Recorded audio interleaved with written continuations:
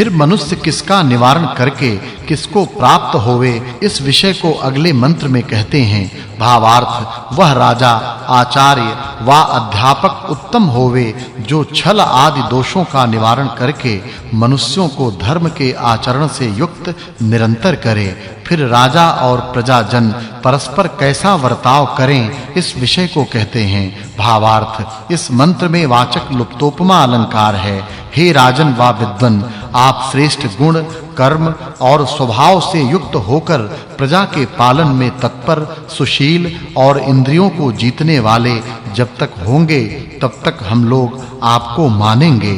फिर राजा और प्रजाजन परस्पर कैसा वर्ताव करें, इस विषय को कहते हैं। भावार्थ, हे मनुष्यों, जो राजा सबके हित की इच्छा करे और सबको धन और ऐश्वर्य से युक्त करता है, वह बलिष्ठ और निर्बलों की बातों को प्रीति से सुनकर यथार्थ न्याय करता है, उसी का सब लोग निरंतर सत्कार करें। फिर राजा आदिकों को क्या प्राप्त करके क्या प्राप्त करना चाहिए, इस विषय को कहते हैं। भावार्थ, इस मंत्र में वाचक् लुप्तोपमा अलंकार है। जब राजा आदि जन एक सम्मति कर उत्तम सेना के अंगों को संपादन कर और अन्यायकारी दुष्टों को जीत कर न्याय से प्राप्त हुए धन से सबका हित करें, तभी अपने हित की सिद्धि से युक्त होवें। फिर वह राजा क्या करे, इस विषय को कहते हैं। भावार्थ, जो राजा सबके हित के प्राप्त होने की इच्छा करता हुआ पुरुषों में ज्ञानी, किए हुए को जानने वाला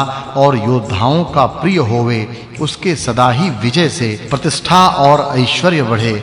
फिर राजा क्या करे, इस विषय को कहते हैं। भावार्थ, जो राजा वेग आदि गुणों से युक्त रक्षा से प्रजाओं को प्रसन्न करके उन्नति करे, वही निरंतर वृद्धि को प्राप्त होवे। फिर वह राजा किससे किसको जीते, इस विषय को कहते हैं। भावार्थ, जो राजा प्रशंसनीय वाहन आदि से बहुत धन को जीतता है, वह प्रशंसनीय होता है। फिर वह राजा कैसा होवे, इस विषय को कहते हैं। भावार्थ, हे प्रजाजनों, जो संपूर्ण विद्या और श्रेष्ठ गुण, कर्म, स्वभाव वाला निरंतर न्याय से प्रजाओं के पालन में तत्पर होवे, उसको राजा मानो, दूसरे क्षुद्राशय को नहीं। भावार्थ, हे राजन, जो आप शत्रु रहित और संसार के मित्र, सबके मंगल करने वाले प्रजाओं में होइए, तो शीघ्र धर्म, अर्थ, काम और मोक्ष को सिद्ध करिए। फिर राजा आदि क्या ध्यान करके क्या करे, इस विषय को अगले मंत्र में कहते हैं। भावार्थ, हे राजन व सेना के जनों, आप लोग शस्त्र और अस्त्रों के चलाने में चतुर होकर डाकू आदि शत्रुओं का नाश करके सहनशील होइए। मनुष्य कैसे जन की प्रशंसा करें, इस विषय को कहते हैं। भावार्थ, जो संपूर्ण जनों के हितकारक, अत्यंत विद्वान, सत्य के ग्रहण और असत्य के त्याग के लिए अध्यापन और उपदेश से प्रेरणा देने वाले स्थिर मित्र का सत्कार करके प्रशंसा करते हैं, वे ही गुण ग्राहक होते हैं। फिर मनुष्यों को कैसा राजा करना चाहिए, इस विषय को कहते हैं। भावार्थ, हे मनुष्यों, जो विलक्षण बुद्धि और विद्या से युक्त पृथ्वी आदि पदार्थों की विद्या का जानने वाला, प्रशंसा करने योग्य गुण, कर्म और स्वभाव युक्त और सत्य आचरण करने वाला जन होवे, उसी को राजा करो। फिर राजा और प्रजाजन परस्पर किसकी शोभा करें, इस विषय को अगले मंत्र में कहते हैं। भावार्थ, हे राजन, जो आप हम लोगों के मनोरथ की पूर्ति करिए, तो हम लोग भी आपकी इच्छा की पूर्ति करें। फिर मनुष्य किसके लिए क्या करे, इस विषय को कहते हैं। भावार्थ, इस मंत्र में उपमा अलंकार है। जैसे संपूर्ण विद्याओं के पार जाने वाले के अध्यापन और उपदेश रूप कर्म से सबका मंगल बढ़ता है, वैसे ही उत्तम राजा से प्रजा का सुख उन्नत होता है। फिर राजा और प्रजाजन परस्पर कैसा वर्ताव करें, इस विषय को कहते हैं। भावार्थ, जो मनुष्य विद्या और अभय दान देता और संपूर्ण विद्वानों से सत्य सुनता है, वह इस संसार में विघ्नों से नहीं मारा जाता है। फिर वह राजा कैसा होवे, इस विषय को कहते हैं। भावार्थ, जो राजा दुष्ट जनों को दूर करके न्याय व्यवहार के प्रचार के लिए उत्तम जनों का स्वीकार करता है, वह बड़े सत्य और असत्य का विचार करने वाला होता है। फिर धर्मात्मा राजा की सब प्रशंसा करें, इस विषय को कहते हैं। भावार्थ इस मंत्र में उपमा अलंकार है। हे राजन, जैसे गौएं प्रेम से अपने बछड़ों को प्रसन्न करती हैं, वैसे ही उत्तम प्रकार शिक्षित वाणियां सबको आनंद देती हैं। ऐसा जानो, किनकी मित्रता नहीं जीर्ण होती है, इस विषय को कहते हैं। भावार्थ इस मंत्र में वाचक् लुप्तोपमा अलंकार है। जैसे गौओं में बैल और घोड़ियों में घोड़ा प्रसन्न सदा ही होता है, वैसे ही सज्जनों की मित्रता अविनाशिनी होती है। ऐसा सब लोग जानें।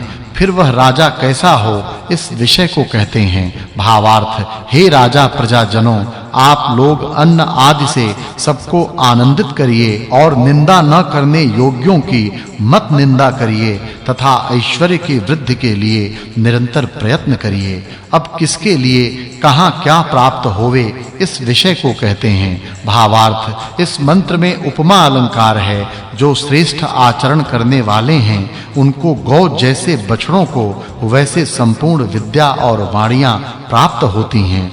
फिर कौन उत्तम है, इस विषय को कहते हैं। भावार्थ वे ही बहुतों में उत्तम हैं जो विद्या, विनय और धर्माचरण को प्राप्त हुए हैं। राजा और प्रजाजन एक मत करें, इस विषय को कहते हैं। भावार्थ हे राजन, जो ऐश्वर्य आपका वह प्रजा का और जो प्रजा का वह आपका हो, ऐसा करने के बिना राजा और प्रजा की उन्नति नहीं संभव है। अब व्यापार विषय को कहते हैं। भावार्थ इस मंत्र में उपमा अलंकार है। जैसे पृथ्वियों में जाती हुई नदी के मध्यस्थ टापू और तट समीप में वर्तमान हैं, वैसे ही व्यापारियों के समीप में शिल्पी जन वर्तमान होवें। श्रेष्ठ विद्या आदि के दान से क्या होता है, इस विषय को कहते हैं। भावार्थ इस मंत्र में उपमा अलंकार है। जो विद्या आदि के दान में प्रियजन होवें, वे वायु के सदृश पूर्ण अभिष्ट सुख को प्राप्त होते हैं, और जो शिल्प विद्या की वृद्धि करते हैं, वे असंख्य धन को प्राप्त होते हैं। भावार्थ जो जन क्रिया में निपुण विद्वानों और कारीगरों की प्रशंसा करते हैं, वे असंख्य धन को प्राप्त होकर असंख्य धन देने योग्य होते हैं। इस सुक्त में राजनीति, धन के जीतने वाले, मित्रपन, वेद के जानने वाले, ऐश्वर्य से युक्त, दाता, कारीगर और स्वामी के कृत्य का वर्णन करने से इस सुक्त के अर्थ की इससे पूर्व सुक्त के अर्थ के साथ संगति जाननी चाहिए।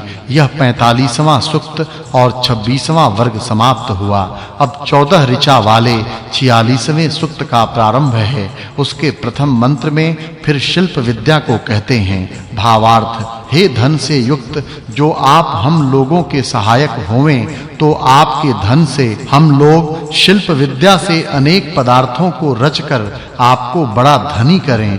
फिर मनुष्य शिल्प विद्या से क्या पाते हैं, इस विषय को कहते हैं। भावार्थ इस मंत्र में उपमा अलंकार है। हे राजा आदि मनुष्यों, जैसे जीतने वाले योद्धा जन संग्राम में विजय को प्राप्त होकर धन और प्रतिष्ठा को प्राप्त होते हैं, वैसे ही शिल्प विद्या में चतुर जन बड़े ऐश्वर्य को प्राप्त होते हैं। फिर मनुष्य संग्राम में कैसा वर्ताव करे, इस विषय को कहते हैं। भावार्थ उसी की हम लोग प्रशंसा करते हैं जो प्रतिदिन हम लोगों की रक्षा करता है, और उसी की हम लोग संग्राम में रक्षा करें।